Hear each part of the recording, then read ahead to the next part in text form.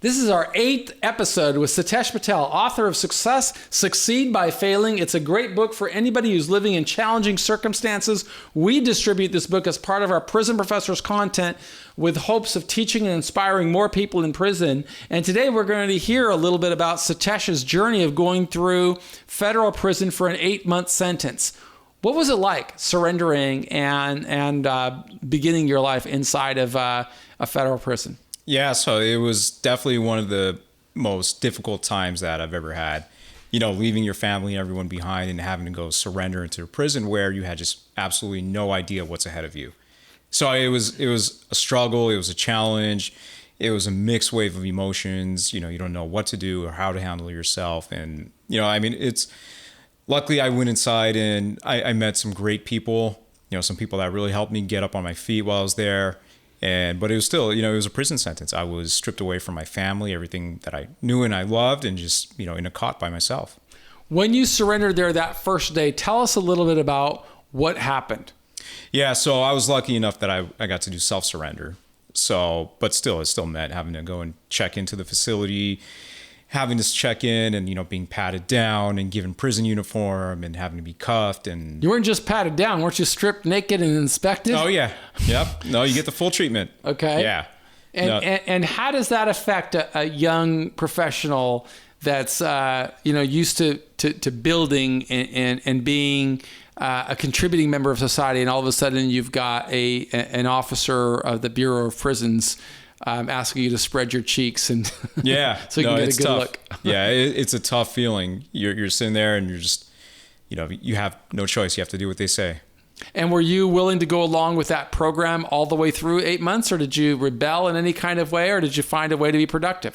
No, so I got in, and once I got adjusted to the environment, I started to meet people, and it was by far one of the most valuable lessons of my life, because I got to meet people from different backgrounds, people that had none of the opportunities that I had, right? And getting to know these people, I learned that, you know, these were good guys, good-hearted guys. They just missed the opportunities that were in front of them, and they chose a route that they probably shouldn't have. And by doing so, they weren't educated enough, or they didn't have the lessons that they needed to propel them forward. So by becoming friends with these people and developing relationships with them, I said, you know what, let me see where I can help you. Let me see where I can help this guy. Let me see where I can help that guy. I was fortunate enough that I was able to come from a good family and get a good education, and I had business skills that I built and worked on. But why can't I take all that and give it back to the community and help some other guys try to do the same? I had the benefit of reading Succeed by Failing, so I got to know some of the characters that made a deep impact or a deep impression upon you. Tell us about some of those characters, like Polo and some of the other guys that you met. Yeah, so there were a lot of guys, and I mean, really just in the book, I describe a handful of them, but there were a lot of great guys inside. And some of these guys, like Polo, you know, they came up from a family where they just didn't have anything. And they grew up in just a poor environment and didn't have schooling, didn't have the social economic benefits that some of us other may have had. So it was easy for them to fall into this route of just self-destruction. And it wasn't necessarily that's where they wanted to go, it's just the only path that they knew. So when you meet some of these people, you become empathetic to them and you start to learn about their story, and you understand how people end up where they end up. And it's not that they didn't have a chance in fair life. It's just that that's all that they knew.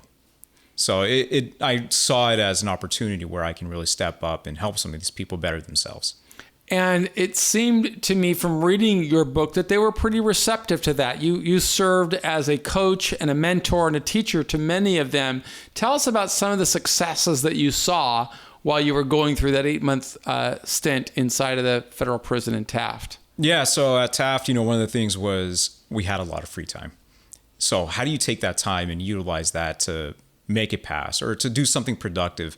So one of the things I would do is I would work with guys that were receptive. You know, they wanted to get positive impacts in their lives. They wanted change in their lives.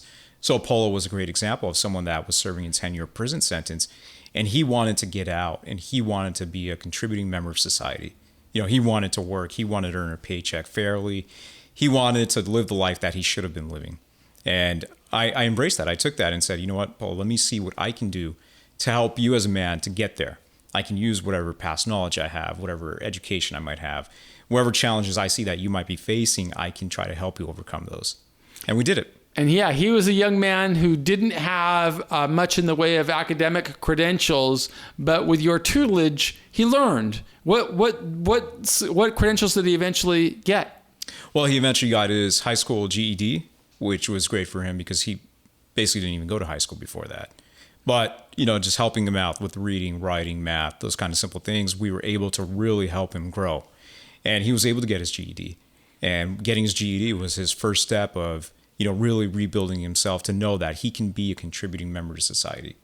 And that's something that all of us have to listen and learn from, is we all have to take that first step. For some people, it's going to be learning how to read, learning how to write, learning arithmetic. For other people, it's going to be advancing those skills so that we're not only getting a GED, but perhaps we're mastering certain levels of math or English or writing. And in the book, Succeed by Failing, Sitesh goes into great detail of how he tutored, how he coached, how he showed people the relationship between the decisions that they make in hardship and the success that they become. And what's super important about that is it's really stopping a great societal injustice of mass incarceration, where we have these intergenerational cycles of failure.